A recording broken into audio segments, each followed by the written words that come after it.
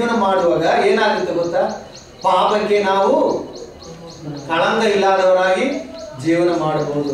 ಇಲ್ಲಂದ್ರೆ ನಾವು ಜನಗಳ ಪ್ರಕಾರ ನಾವು ಮಾರ್ಪಟ್ಟಿದಂದ್ರೆ ಏನಾಗುತ್ತೆ ಗೊತ್ತಾ, ಪಾಪ ನಮ್ ಕಡೆ ಬರುತ್ತೆ, ನಮ್ಗೆ ಅರ್ಥ ಆಗೋದೇ ಇಲ್ಲ.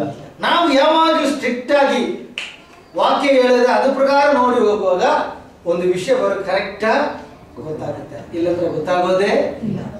ಮನೆಯಲ್ಲಿ ಕ್ರಿಸ್ಮಸ್ ಇಲ್ಲ ಮದುವೆ ಏನು ಫಂಕ್ಷನ್ ಬರೋ ಏನಾಗುತ್ತೆ, ಚೆನ್ನ ಬರ್ನ ಎಲ್ಲ ಮಾಡ್ತಾರಲ್ಲ, ಪೇಂಟ್ ಹೊಡಿತಾರೆ.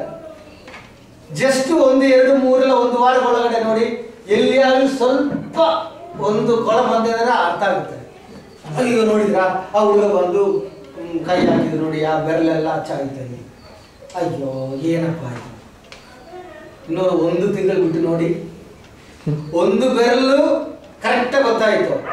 ஒரு 3 ತಿಂಗಳು 4 ತಿಂಗಳು ಬಿಟ್ಟು ನೋಡಿ ಅಂದ್ರೆ 100 ಬೆರಳು ಇರ್ಬೋದು, ನಾವು ನೋಡೋದೇ. ಆ ರೀತಿಯನ್ನೇ ಜನ ನಮ್ದು ಮನಸ್ಸು, ನಮ್ಮ ಚಿಂತೆ ಬರುವಾಗನೇ ಅದು ಕೊಳ ಏನ್ ಮಾಡ್ಬೇಕು, ಕ್ಲೀನ್ ಮಾಡ್ಬೇಕು. ಇಲ್ಲಂದ್ರೆ ಅದ್ರ ಮೇಲೆ ಇನ್ನೊಂದು ಬರುತ್ತೆ, ಇಲ್ಲಂದ್ರೆ ಇನ್ನೊಂದು ಬರುತ್ತೆ. ಆ ವಿಷಯನೇ ಪ್ರಕಟಣಾ ಪುಸ್ತಕ ನೋಡುವಾಗ 2ನೇ ಅಧ್ಯಾಯದಿಂದ 3ನೇ ಅಧ್ಯಾಯ ಒಳಗಡೆಲ್ಲ ಆ ವಿಷಯನ ಹೇಳಿದ್ರು. ಒಂದು ಕೊಳ ಬರುತ್ತೆ, ಅದನ್ನಲ್ಲಿ ಸರಿಯಾಗಿಲ್ವಾ, ಹಿಂದುಗಡೆ ಇನ್ನೊಂದು ಕೊಳ ಬರುತ್ತೆ, ಇನ್ನೊಂದು ಜಾಸ್ತಿ ಜಾಸ್ತಿ ಜಾಸ್ತಿ. ಒಂದು ದಿನ ಆ ಕಳರಲ್ಲಿ ಇರಲ್ಲ, ಬರು ಕೊಳೆಯನ್ನೇ ಆ ರೀತಿಯಲ್ಲಿ ಆಗುತ್ತೆ. அது வாக்கியத்தின்படி நம்ம பார்க்கும் பொழுது என்ன ஆகுது, பவித்திரமாக நாம் இருக்கும் பொழுது, பரிசுத்தாவின் நம்முடைய உள்ளத்தில் வாசம் செய்யும் பொழுது சின்ன ஒரு தவறு வந்தால் நமக்கு உடனே தெரியும். அதை நம்ம சரிப்படுத்தாவிட்டால் அடுத்தது வரும், அடுத்தது வரும், அடுத்தது வரும். கடைசியில் நாம் பாபத்துக்குள் நிற்போம், பரிசுத்தம் நம்ம விட்டு தூரம் போயிருக்கோம். ஆனால் நம்ம சிந்தனை நாம் பரிசுத்தமா இருக்கிறோம் என்ற சிந்தனைக்குள்ள நம்ம இருப்போம். ஆனால் நம்ம நிற்கிறது பாபத்துக்குள்ளே இருக்கும். இதெல்லாம் அந்த பிரகடனை வாசிக்கும் போது, வெளிப்பாடு புஸ்தகம் வாசிக்கும் கிளீனாக புரியும் நாம் எங்க நிற்போம், அது எங்க போயிடுச்சு. ஆனா விசுவாசத்தின் வசனம் கம்மியும் இருக்காது, அப்படிதான் இருக்கும். வாழ்க்கையில் விடுதலையே இருக்கு. எப்படி விடுதலை வரும்? வாழ்க்கையில் சந்தோஷமா இருக்கு, அது எப்படி நடக்கும்? வெறும் வாயில தான் விசுவாசமும், வாயில தான் பாட்டு, வாயில தான் வசனங்கள். அது உள்ளத்தில் இல்லாவிட்டால் வாழ்க்கையில கொஞ்சம் கூட வித்தியாசமே இருக்காது, அதே போயிட்டே இருக்கும். அப்படி அல்ல, வசனம் சொல்லுகிறது, சிறு பிள்ளையாயிருந்தேன், சிறு பிள்ளைக்கு ஏற்றவர்களை சிந்தித்தேன், நான் பெரியவனான பொழுது. அப்ப பெரியவன் ஆக வேண்டும், வளர்ச்சி ಉಂಟಾಗ வேண்டும் ವಿಶ್ವಾಸತೆ ಇಲ್ವಾ. ಚಿಕ್ಕ ಹುಡುಗಿ ಇರುವಾಗ ಆ ರೀತಿಯಲ್ಲಿ ನಾನು ವಿಶ್ವಾಸ ಇಡ್ತೀನಿ, ಯೋಚನೆ ಮಾಡೋದಾಯ್ತು.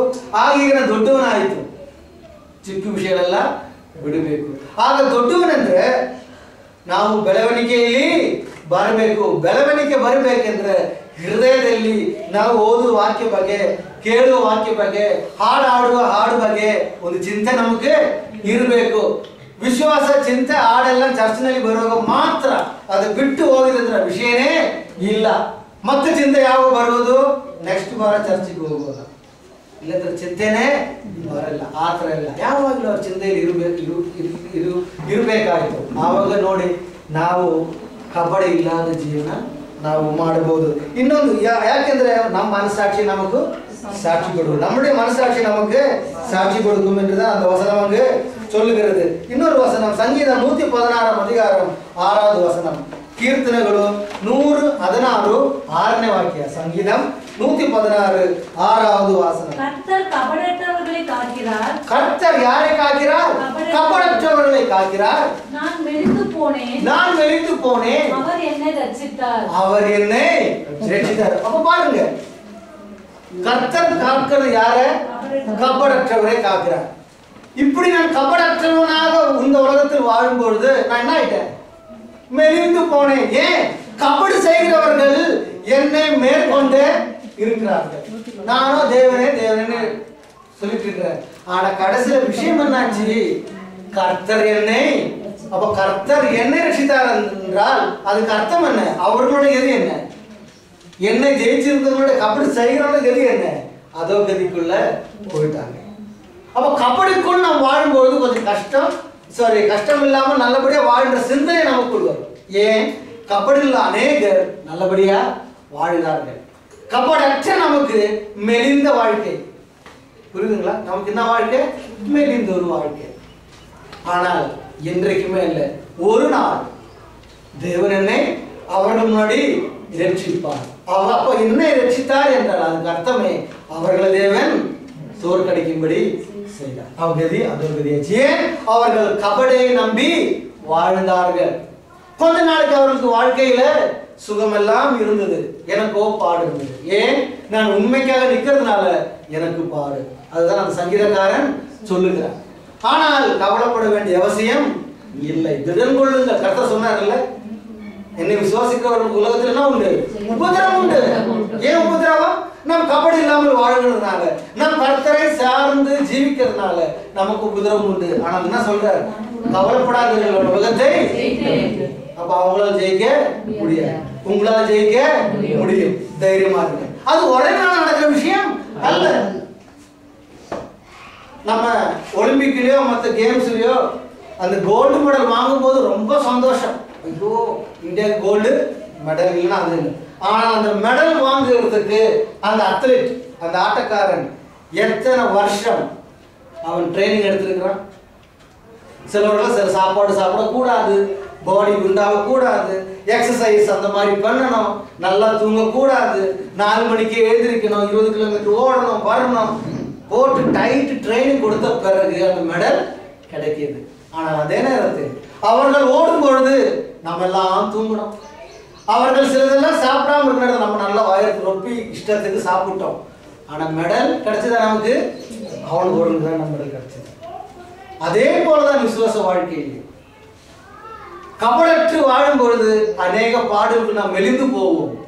ஆனால் தேவன் நம்மை ரட்சிப்பார். அவர்கள் கபடல் வாழும் பொழுது கண் பார்வைக்கு நல்லாக வரலாம். தேவன் என்னை ரட்சித்தார் என்ற வார்த்தைக்கு அர்த்தம் தேவன் அவர்களை கைவிட்டார். ஏன்? கபடுக்குள் வாழ்ந்தார். அப்ப கபடற்ற வாழ்க்கையை நாம் வாழ வேண்டும் என்றால் தேவனை சார்ந்த வாழ்க்கை. அப்பதான் நாம கபடற்று வாழ முடியும்.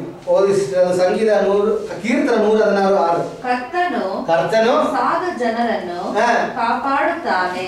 ಯಾರು ಕಾಪಾಡ್ತಾನೆ? ಸಾಧು ಜನ ಕಾಪಾಡುತ್ತಾನೆ. ನಾನು ಕೂಗಿದನಾದ ನನಗೆ ಸಹಾಯ ಮಾಡಿದನು. ನನಗೆ ಸಹಾಯ ಮಾಡಿದ.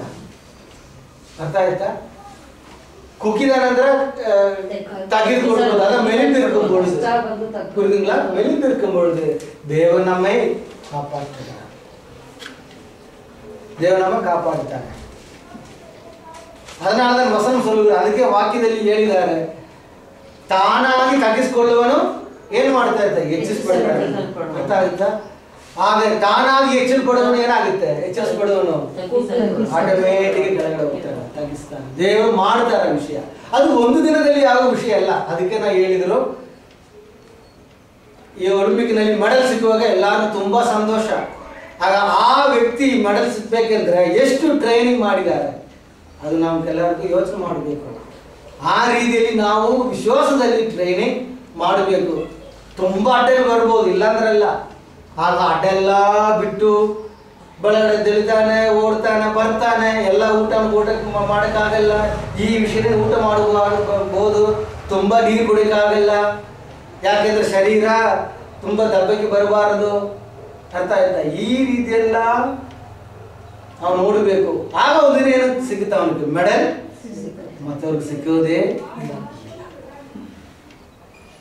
ಅದೇ ಕಬಡಟ್ರೆ ಕಬಡ್ಡಿ ಇಲ್ಲದ ಕಬಡ್ಡಿ ಇಲ್ಲ, ಕಾಳಂಗ ಇಲ್ಲದ ಜೀವನ ನಾವು ಮಾಡಬೇಕೆಂದ್ರೆ ಸ್ವಲ್ಪ ಕಷ್ಟ ಇದೆ.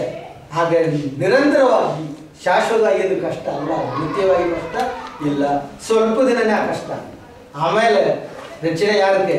ನಮಗೆ. ಜಯ ಮಾಡುವುದು ನಾವು, ಬೇರೆ ಯಾರು ಅಲ್ಲ. ಇನ್ನೊಂದು ಮತ್ತಾಯ 11ನೇ ಅಧ್ಯಾಯ 25ನೇ ವಾಕ್ಯ. ಮತ್ತಾಯ 11ನೇ ಅಧ್ಯಾಯ ಮತ್ತಾಯ 11:25. அந்த சமயத்திலே இயேசு சொன்னது பிதாவே வானத்துக்கும் பூமிக்கும் ஆண்டவரே இவைகளை ஞானிகளுக்கும் கல்வி